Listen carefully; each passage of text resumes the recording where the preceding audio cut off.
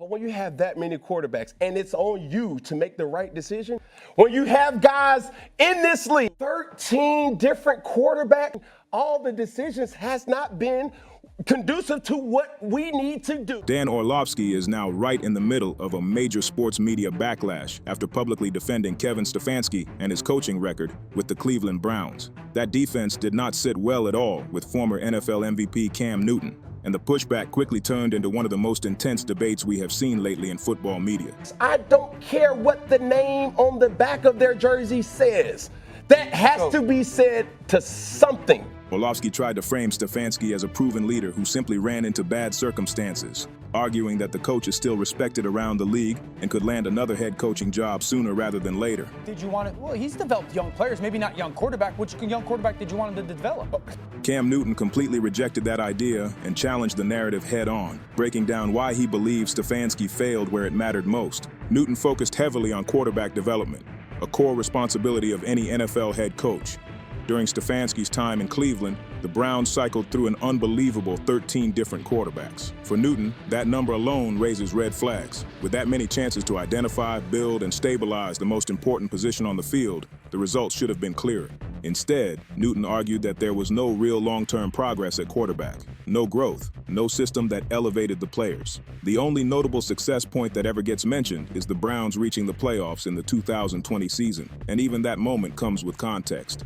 The roster was loaded with talent, and many believe the team succeeded despite instability rather than because of strong quarterback development. Orlovsky attempted to shift responsibility toward the quarterbacks themselves, implying that poor individual performance caused the constant turnover.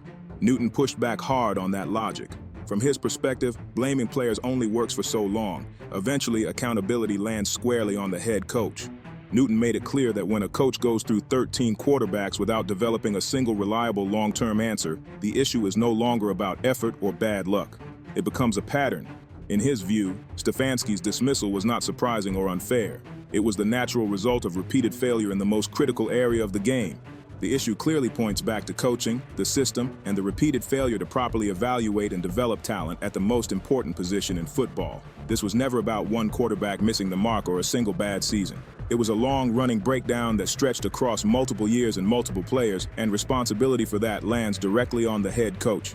Cam Newton's criticism becomes even stronger when you look closely at how Kevin Stefanski handled Shedeur Sanders. This situation highlights nearly every flaw in Stefanski's approach to quarterback development and game management. Shedeur Sanders entered the Browns organization as one of the most gifted young quarterbacks in recent memory, and expectations around him were high from day one. Despite that, Stefanski made a head-scratching decision during training camp. Sanders was not given first-team reps, which immediately put him behind the curve. For a young quarterback, those reps are everything. And then suddenly you throw him into the start lineup, and he hasn't had any reps with the first team at all. Think about that. So you're just going to throw him to the wolves like that, huh? That is where timing is built, trust with receivers is formed, and the speed of the pro game starts to make sense. Taking that away makes success an uphill battle from the jump. Things only got worse once the season started. Stefanski inserted Sanders into real game situations without laying the proper groundwork. He was asked to execute, adapt, and lead without the preparation that every quarterback needs to survive at this level. That kind of setup almost guarantees struggle. Even with those odds stacked against him, Shedeur Sanders showed toughness and flashes of real ability. He stayed locked in, absorbed the playbook, and tried to maximize every snap he got. When signs of progress started to appear and it looked like Sanders could legitimately compete, the momentum never lasted. Instead of leaning into that growth, Stefanski's decisions consistently stalled it. For Newton, this was not bad luck or coincidence. It was another example of a system that failed to support its quarterback, then quietly blamed him when things did not work out. The game against the Tennessee Titans stands out as one of the clearest examples of Kevin Stefanski's questionable game management. In that matchup, Shedeur Sanders delivered what was easily one of the most impressive performances of the season. With the Browns falling behind and momentum slipping away, Sanders took control and sparked a dramatic comeback that completely changed the tone of the game. Sanders threw 4 touchdown passes and showed calm decision-making in the pocket, precise ball placement, and strong on-field leadership. The offense moved with confidence, the crowd was fully engaged, and Cleveland suddenly looked like the team in control. Sanders had engineered a comeback that put the Browns in position to close out a win, and every indicator pointed towards staying with the quarterback who had carried them there. At that critical moment, with the game on the line and one final drive needed to secure the victory, Stefanski made a move that stunned nearly everyone watching. Instead of letting Sanders finish the job, he removed him from the game and shifted the offensive plan entirely. The ball was handed to Isaiah Judkins, and the rhythm that had fueled the comeback disappeared almost instantly. The final drive fell apart. Execution broke down, momentum vanished, and the Browns failed to close out a game they had fully wrestled back into their control. The loss was not tied to Sanders' performance, and it was not a defensive collapse. It traced directly back to a coaching decision that changed course at the worst possible time. Concerns around Stefanski's leadership do not stop with in-game quarterback decisions. There have been growing reports suggesting deeper issues within the team environment. Some accounts claim that players who questioned decisions or spoke up were sidelined in subtle ways. In certain cases, players were allegedly listed as injured despite being physically able to play, effectively removing them from game plans without transparency. Whether viewed individually or as part of a larger pattern, these situations continue to fuel criticism that Stefanski's leadership style created instability rather than trust, especially during moments when clarity and confidence mattered most. Behavior like this raises serious concerns about professionalism and integrity, especially when it involves injury designations that impact both players and public messaging. According to reports surrounding the situation, Kevin Stefanski allegedly listed Shedeur Sanders as injured on 2 separate occasions during the season, removing him from availability despite questions about whether those injuries were legitimate. In both instances, Sanders was marked as unable to play, yet people close to the team have suggested those designations did not reflect his actual physical condition. Instead, they were viewed by some as convenient explanations that kept Sanders off the field.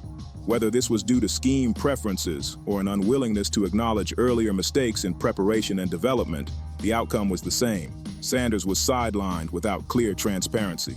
If accurate, using injury reports in this way represents a serious breakdown in trust between a coach and his player. Injury designations are meant to protect athletes and provide clarity, not to manage optics or control playing time behind the scenes. When that line becomes blurred, it creates tension in the locker room and invites skepticism from both players and the media. Taken together with the quarterback carousel, the in-game decisions, and the handling of young talent, the pattern becomes increasingly difficult to dismiss. These were not isolated moments or one-off misjudgments. They reflect a consistent approach that left quarterbacks unsupported and exposed. Viewed through that lens, Cam Newton's criticism of Kevin Stefanski, along with his frustration toward Dan Orlovsky's defense of him, carries more weight. This was not simply a case of bad luck or a tough coaching environment. It was a series of decisions that repeatedly undermined quarterback development and squandered moments when players actually showed they could perform at a high level. A coach who allegedly relied on deceptive tactics to manage his roster and silence internal pushback does not fit the profile of someone deserving another opportunity. That kind of behavior points to failure at the most basic responsibilities of the job.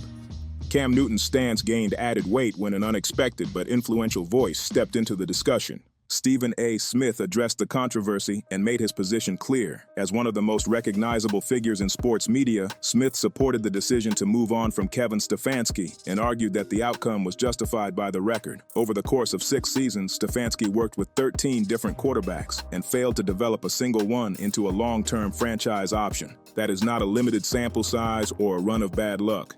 It reflects a consistent breakdown in evaluation, development, and utilization at the most important position in modern football. Smith pointed out that when a coach is given that many chances to stabilize the quarterback position and repeatedly falls short, the conclusion becomes unavoidable. The issue is not circumstance, it is capability.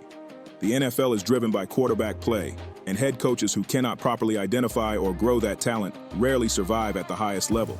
Stefanski was afforded more patience and opportunity than most, yet the results never changed. Each season followed a similar pattern, with instability under center and no clear progression. The divide between Dan Orlovsky's defense of Stefanski and Cam Newton's criticism highlights a broader disagreement about accountability.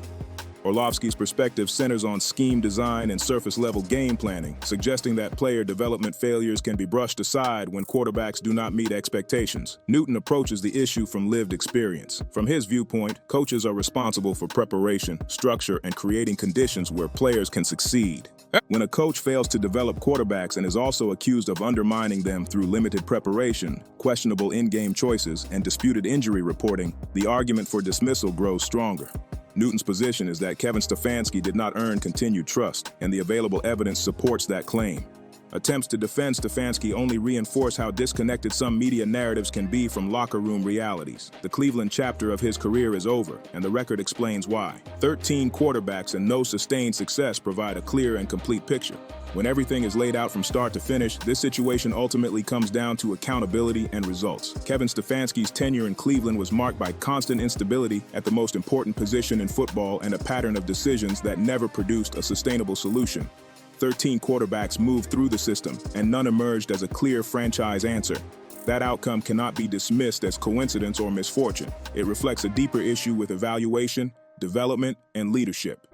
Cam Newton's criticism resonated because it came from lived experience. He understands the pressure placed on quarterbacks and the responsibility coaches have to prepare them properly. When you hire a guy like Kevin Stefanski, first and foremost, he's an offensive mind. Yep. The offense for the Cleveland Browns were in the bottom half of the wrong position or in the wrong statistic. Yep. Quarterbacks do not succeed in isolation. They rely on repetition, trust, clarity, and systems designed to amplify their strengths. When those elements are missing, even talented players struggle to gain traction. What frustrated many observers was the attempt to reframe Stefanski's record through selective context. Dan Orlovsky's defense focused heavily on scheme and theoretical coaching value, but it avoided the most consistent outcome of Stefanski's time in Cleveland. The quarterback position never stabilized, and the same issues repeated year after year. At some point, explanation turns into excuse. Stephen A. Smith's intervention shifted the conversation because it stripped the situation down to its core facts. Over 6 seasons, Stefanski had more opportunities than most head coaches ever received to get the quarterback position right. The results never changed. That reality matters in a league where quarterback development is the single biggest driver of long-term success. The ones that's on your roster, the ones that you went out and drafted, the ones that you have to go out and win with or put your team in the position to win. The broader debate this sparked goes beyond one coach or one team. It highlights a growing divide between how media narratives are constructed and how players experience the league internally. From the outside, it is easy to focus on play design and isolated moments. From the inside, preparation, communication, and trust determine whether a team functions or fractures. Cam Newton's position is not rooted in bitterness or personal bias. It is rooted in the belief that coaches must be held responsible for the environments they create. When players are underprepared, pulled at critical moments, or placed in unclear roles, development stalls. When accountability disappears, results follow. Cleveland's decision to move on from Kevin Stefanski was not reactionary. It was the culmination of years of evidence pointing in the same direction. The franchise did not fail because of one bad season or one unlucky stretch. It failed because the most important position never moved forward. This entire saga serves as a reminder that reputation does not outweigh results, and potential does not outweigh patterns. In the NFL, time eventually tells the truth that if you are looking for coverage that breaks situations like this down without shortcuts or surface-level takes, that is the purpose behind Huddle Files. It is built to dig deeper into the decisions, dynamics, and power structures that shape what happens on the field. No manufactured narratives, no selective memory, just clear-eyed football analysis that respects both the game and the people inside it. And you already know, we'll have every second of it broken down, every twist, every leak, every hidden play behind the headlines. So subscribe, drop a comment, and share it out. Stay locked in with Huddle Files, where the real NFL stories live.